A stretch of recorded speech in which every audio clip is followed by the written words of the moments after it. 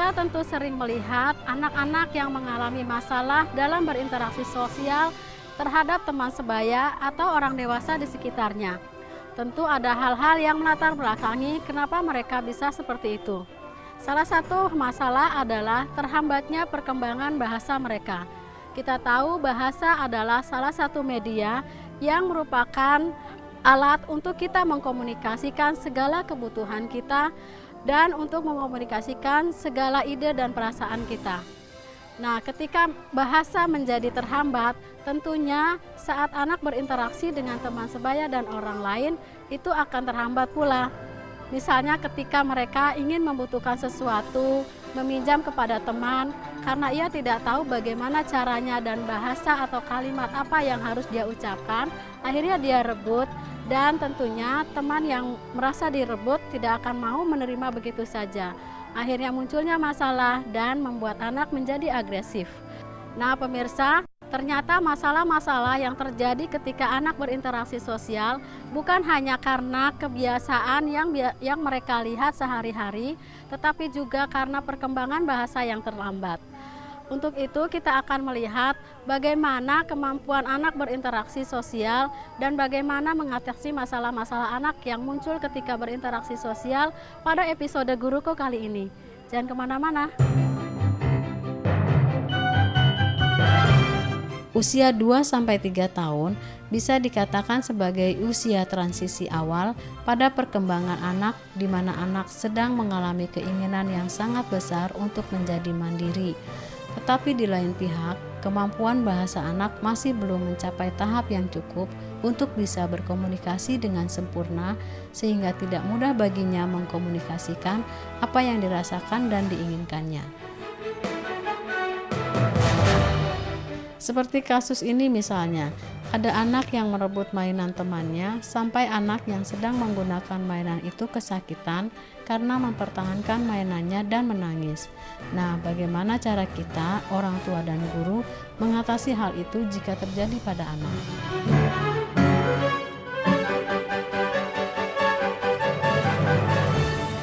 Halo Ibu, Halo. apa kabar? Baik Ibu, sama Bapak, bagaimana? Baik Ibu, Alhamdulillah sehat Bu. Bapak Ibu, perkenalkan nama saya Diana Sorya. Saya kesini ingin berbagi pengalaman saya mendidik anak usia dini lebih dari 10 tahun. Mudah-mudahan berguna buat Bapak Ibu dan pemirsa di rumah. Nah, tadi kita sudah lihat bagaimana ada masalah pada anak ketika mereka berinteraksi atau ya biasa anak-anak kan pasti senangnya bermain ya. Belajar mereka juga melalui bermain. Pasti ada masalah-masalah yang timbul ketika mereka bermain bersama teman. Dan kita lihat tadi ada satu anak, dia berusaha rebut mainan temannya. Dan itu banyak terjadi di mana-mana ya kalau kejadian seperti itu. Dan karena yang satu tidak mau, artinya mempertahankan mainannya, tentunya itu akan menjadi permasalahan konflik yang semakin memuncak, akhirnya tindakannya lebih ke arah agresif, ada yang pukul gitu ya. Nah, kebetulan tadi juga sampai dua-duanya jadi nangis karena yang satu tidak dapat mainannya, yang satu merasa sakit karena ketika mempertahankan itu kan dia perlu tenaga dan tangannya sakit. Jadi masalah seperti itu tidak bisa kita biarkan begitu aja ya Kak. Ya, jadi harus ya cepat kita tangani, jangan sampai itu menjadi berkembang dan berkelanjutan. Ya. Iya, Ibu Dian, tadi saya seperti lihat di layar monitor, Ya. itu tadi ada anak berebutan Ya. gitar. Ya. Aduh, tindakannya sangat agresif sekali. Iya Bu, Iya. itu banyak terjadi. Apa ada tindakan lain yang selain tindakan agresif? Ya, sebetulnya masalah anak usia dini ketika mereka berinteraksi dengan teman sebaya atau dengan orang dewasa itu bukan hanya agresif. Anak yang mungkin bermasalah juga ketika dia menjadi pendiam atau menjadi penakut, menarik diri dari temannya yang lain. Kalau itu kan tadi dia berusaha rebut dan yang satunya lagi berusaha mempertahankan. Itu akhirnya jadi agresif. Nah, coba bayangkan kalau anak yang satunya rebut, dapat, yang ini ngalah, takut. Kan itu berarti sudah bullying, sudah tindakan penindasan. ya kan, itu lebih parah lagi. Atau sama sekali akhirnya dia kepengen mainan itu kan, tapi dia nggak berani bilang, nggak tahu caranya meminjam bagaimana, akhirnya dia diam, jadinya menarik diri. Jadi ada banyak akibat ketika anak punya masalah dalam berinteraksi dan tidak tahu aturan-aturan atau cara-cara bagaimana berkomunikasi sehingga apa yang dia butuhkannya bisa terpenuhi dengan baik. Ya. Oh ya Bu Dian, saya mungkin nanya sedikit ya mengenai tanda-tanda anak yang punya masalah itu. Ah Jadi iya anak betul. saya yang cewek itu. Anak Bapak perempuan. Iya. Ya memang bukan hanya anak laki ya yang perlu kita khawatirkan bermasalah ketika berinteraksi, terutama yang bersifat agresif. Anak perempuan juga bisa terjadi seperti itu. Kita juga sering mendengar ya beberapa belakangan ini kasus-kasus anak perempuan satu kelompok geng yang agresif dan akhirnya menindas anak perempuan yang lain. Mungkin kita semua sudah dengar. Dan itu dari kecil memang sudah ada bibit itu, tapi tidak diperhatikan oleh orang tua atau guru sehingga terus berkembang sampai dewasa. Nah, mumpung anak kita masih kecil-kecil, masih di usia dini, masih bisa diperbaiki, kita harus bisa lihat tanda-tandanya, Pak. Jadi kalau kita sudah bisa sering lihat anak Bapak misalnya ketika ingin sesuatu tapi tidak bilang, dia langsung rebut. Itu kan Bapak harus berpikir, ya kalau di rumah dia rebut mainan adiknya ngalah. Bagaimana kalau dengan temannya dan temannya lebih galak misalnya? Ya kan? Nah, jadi seperti itu Bapak harus segera kasih tahu ke anak, adik kalau misalnya mau minta sesuatu harus bagaimana?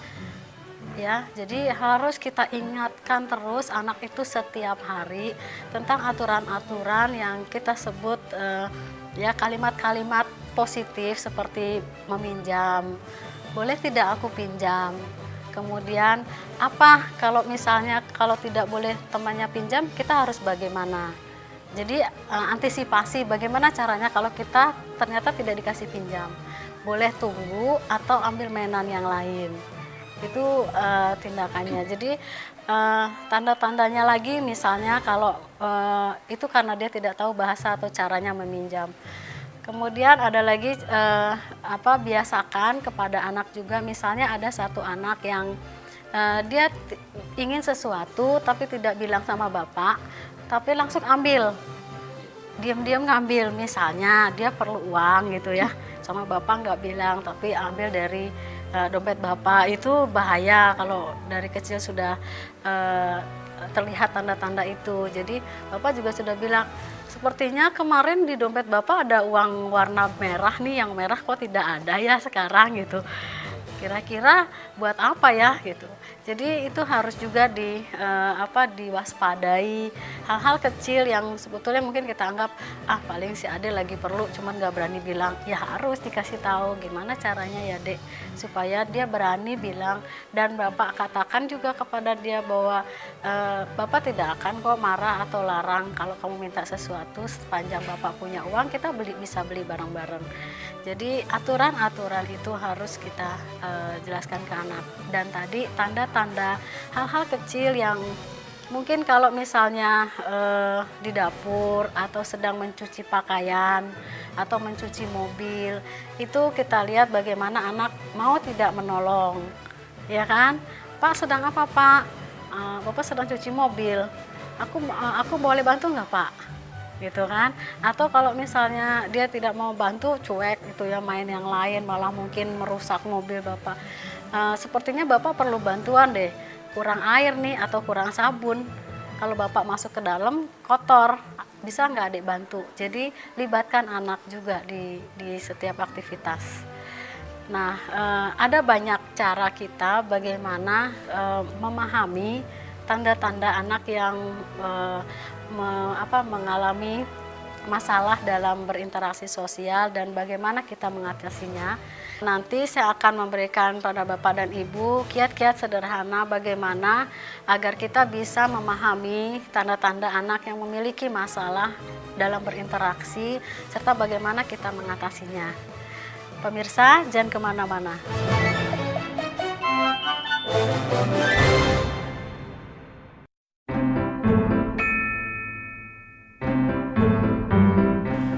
Pemirsa, masih di program Guruku. Tema kita kali ini adalah masalah-masalah sosial yang terjadi pada anak usia dini, terutama ketika mereka berinteraksi dengan teman sebaya. Nah, Bapak Ibu, tadi saya sudah janji akan memberikan kiat-kiat sederhana bagaimana mengatasi masalah-masalah ketika anak-anak berinteraksi dengan teman-temannya. Untuk itu saya harus berinteraksi dan bermain dengan anak-anak usia dini. Saya tinggal dulu ya. Bagas, kenapa kamu nangis? Sakit? Ada yang sakit? Apanya? Tangannya sakit. Coba Ibu lihat. Wah, tadi kejepit di sini ya. Kejepit di gitar, kenapa bisa kejepit?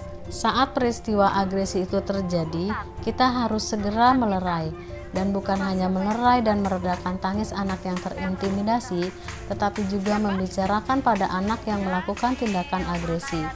Meredakan tangis anak dan membuat anak mau meminta dan memberi maaf tentu tidak mudah dan tidak bisa dalam waktu yang singkat. Yang terpenting adalah kita sebagai orang dewasa tidak boleh panik, marah, sehingga melakukan kekerasan fisik. Kita tentu ingat bahwa anak belajar dengan cara meniru. Bagaimana mungkin kita tidak menginginkan anak memukul, padahal kita sendiri tanpa sadar kerap memukul anak. Jadi, kendalikan emosi kita dulu agar kita dapat mengendalikan emosi anak. Aturan main dan nasihat yang kita berikan harus jelas dan singkat tentang apa akibat dari tindakan agresifnya, serta harus konsisten. Jika peristiwa terjadi, kita harus segera bertindak, jangan tunggu sampai anak melakukannya 2-3 kali.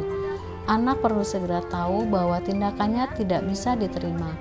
Lalu beri kesempatan pada anak untuk menenangkan diri, baru memberikan alternatif kegiatan lain saat melampiaskan amarah selain memukul, menggigit, atau tindakan menyakiti. Daniel ya, aku main sebentar lagi. Ya, terus Daniel juga harus bisa apa? Bisa nunggu atau main yang lain. Sekarang Daniel mau minta maaf nggak sama Bagas kalau sudah bersalah? Mau? Boleh? Boleh Daniel minta maaf? Boleh? Bagas mau maafkan Daniel? Boleh. Gimana caranya kalau orang minta maaf? Ya, terima kasih Bagas. Yuk, sekarang Ibu Dian obatin ya. Nggak mau main lagi yang lain. Sudah hilang sakitnya? Masih sakit? Iya. Diapain ya enaknya ya? Kasih sedikit aja air es biar dingin ya. Kasih air es ya. Ayo. Daniel boleh main yang lain. Ya.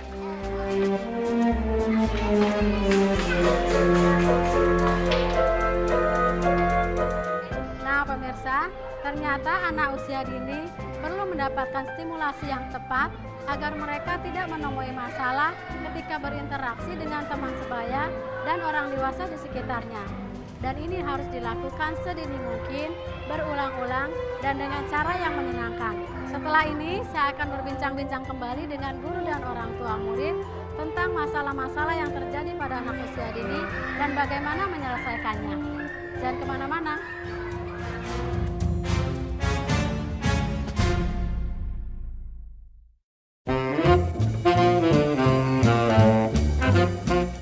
Pemirsa, masih di program Guruku.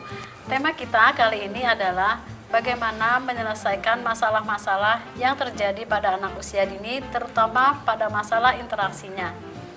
Nah, Bapak Ibu, tadi saya sudah berinteraksi dengan satu anak yang kita lihat di monitor bermasalah. Tapi saya melakukan pendekatan kepada dua anaknya, dua anak, yang satu yang direbut mainannya, yang satu yang merebut. Dan saya berbincang-bincang dengan yang masih nangis sampai dia reda nangisnya dulu, baru dia bisa bilang bahwa tadi yang merebut mainannya dia adalah si Daniel. Kemudian saya panggil Daniel dan kita bertiga bicara. Sebetulnya Daniel ketika saya tanya kenapa dia melakukan itu, dia tahu bahwa ada aturan kalau kita mau pinjam itu harus apa. Ternyata dia taunya bahwa kalau kita pinjam terus belum dikasih harus tunggu dan atau ambil mainan lain, dia tahu. Tapi dia tidak bilang bahwa dia harus bilang pinjam, boleh nggak saya pinjam, itu dia lupa bilang pinjam itu. Ketika saya tanya sama Bagas yang punya mainannya, Bagas tadi waktu Daniel mau pinjam, Bagas bilang tidak kepada Daniel untuk tunggu dulu, saya masih mau main. Itu hal yang mudah buat kita mungkin, tapi buat anak itu sulit. Artinya dia tahu aturannya, dia tahu kalimat apa yang baik untuk digunakan pada saat mau minjam, atau dia tahu kapan waktunya dia menolak orang untuk menggunakan atau suruh tunggu dulu. Tapi kadang-kadang anak kan lupa atau tidak seketika kata-kata itu bisa keluar. Dan itu memang harus perlu dilatih setiap hari agar anak terbiasa berbicara secara terbuka, bukan hanya pada teman sebaya, juga ke orang dewasa, sehingga dia berani menyatakan penolakan dengan bahasa yang baik. Kemudian anak juga yang lain bisa berani mengatakan pinjam atau tidak, kemudian tahu mengerti kapan waktunya dia harus menunggu, kapan dia bisa bergiliran. Itu harus terus-menerus dilakukan pada anak. Nah, akhirnya mereka bisa berdamai dan itu pun harus kita tanyakan dulu ke anak yang merasa disakiti, kamu mau nggak kasih maaf? Kalau dia nggak mau kasih maaf, ya kita harus redakan dulu sampai marahnya berkurang, baru kita tanya lagi, sudah bisa memaafkan? Sampai dia bisa memaafkan, baru mereka bersalaman dan akhirnya anak ini bisa menerima. Ibu Dian, saya tadi lihat di layar monitor ya, bagaimana cara Ibu Dian mendamaikan anak Ya, betul. dengan salaman, berbaikan ya. Ya. Apa ada cara lain selain berbaikan dan bersalaman? Ya, sebetulnya ketika anak kita lihat terlihat ada yang konflik terjadi pada anak, itu harus segera kita atasi saat itu. Itu kalau memang saat itu kita lihat dan langsung bisa kita atasi. Kadang-kadang kan kita nggak selalu langsung lihat, Pak ya, dan itu kita taunya besoknya. Iya. Atau anak ini kok nggak masuk, saking nggak mau masuk, takut Iya. sama Daniel misalnya nggak masuk sekolah gitu, karena dia merasa kemarin sudah disakiti, tapi kita nggak tahu itu bagaimana caranya, kan beda lagi. Karena anaknya ini harus kita temui di rumah, mungkin orang tua juga marah karena anaknya merasa ditekan dari anak lain. Itu hal kecil awalnya, tetapi bisa menjadi masalah yang besar kalau tidak kita tangani segera. Nah,